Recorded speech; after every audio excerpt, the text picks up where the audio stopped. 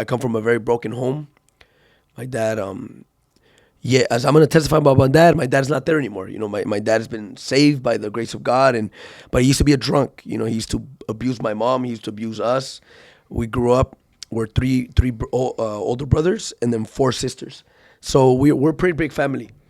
And growing up in a family like this, you start seeing the dysfunction at a young age. You know, you start seeing how my dad, even though we had a dad, we didn't have a father, like a father that would guide you. Like he provided for us, but we always longed for that love. You know, I remember the only way he would tell us he would love us, it was if he was like drunk. He was like fully drunk. You know, other than that, he would like struggle to even give us a hug on our birthday. He would never give us a hug, right?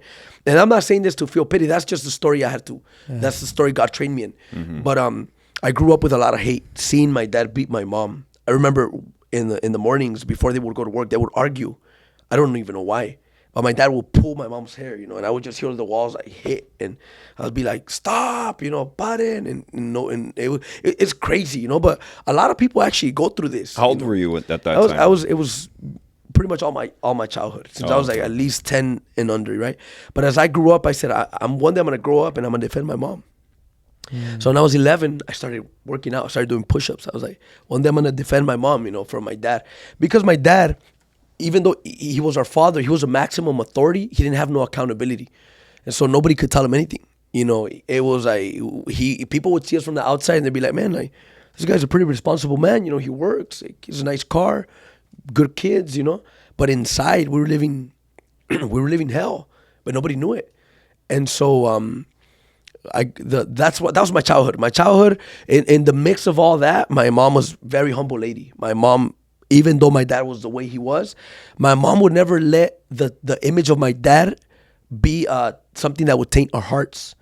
My mom would always tell, because my mom didn't know about God, and neither did my dad. You know, my mom would say, "Hey, like, your dad is going through stuff. You know, don't take this personal. Like, he loves you. It's just he's drunk. You know, this is not him." And she would tell us that. So somehow that would water down that anger we had towards my dad. But in some of us, it had a very, very deep effect, like it was for me. I wanted revenge. I was like, one day I'm gonna grow up and I'm gonna tell my dad, because nobody would tell him anything. So I grew up being a bully. I was in from my environment. I just absorbed everything, and I went to school, and all my life I was a class clown. I was the loudest kid in the room, and I wanted that attention. You know, I wanted that attention from the teachers. I want for some reason I was just so empty, and I would get in fights. I would bully people, and that was my childhood. I was the black sheep of the family, for the reason that I would contradict my dad. Even though he beat us up, I would just somehow find a way to say something to him, you know, tell him like, why are you so nice to people outside, but you can't be nice to us? And he wouldn't like it. But so he not only sort of abused your mother, but you guys as all well? of us, yeah. Okay. And you know, that's a generational chain that my family comes from, because my grandpa did the same thing. So we didn't come from a family of men that were orderly. You know, none of them were orderly. They were all drunks. They were all womanizers, and we come from that. So that was a little bit of my childhood. I do have good memories too. You know, that was a little bit of what marked me, my character. But I also have good memories. You know, with my brothers, like, we were always a good team. We learned a lot of unity through all the pain we went through.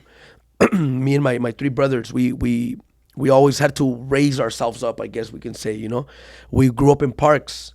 My parents, when they come over here to the United States, we were all born here by the grace of God, but they didn't have a stable place. So we were living in the fields, we were living in the lemon trees, we were showering in the canals, and we thought that was cool. You know, it sounds bad right now as adults, but we were having a blast. You know, we were there playing and all that. So I have a lot of good memories, but the marks of my testimony, they come from all the pain. You know, all the pain that I went through, and that's a little bit about, you know, why I grew up being so hard. I grew up being a very, very hard to talk to man. You know, like, I was an image of my dad. I said, I'm never going to become like my dad. I'm never going to do that. But your memories become your mentors when you don't have somebody to teach you, you know, and I didn't have none of that, because I didn't respect authority in my house. So I didn't have no teacher, nobody can teach me anything, because I was a rebellious kid. I was a product of my dad's wrath.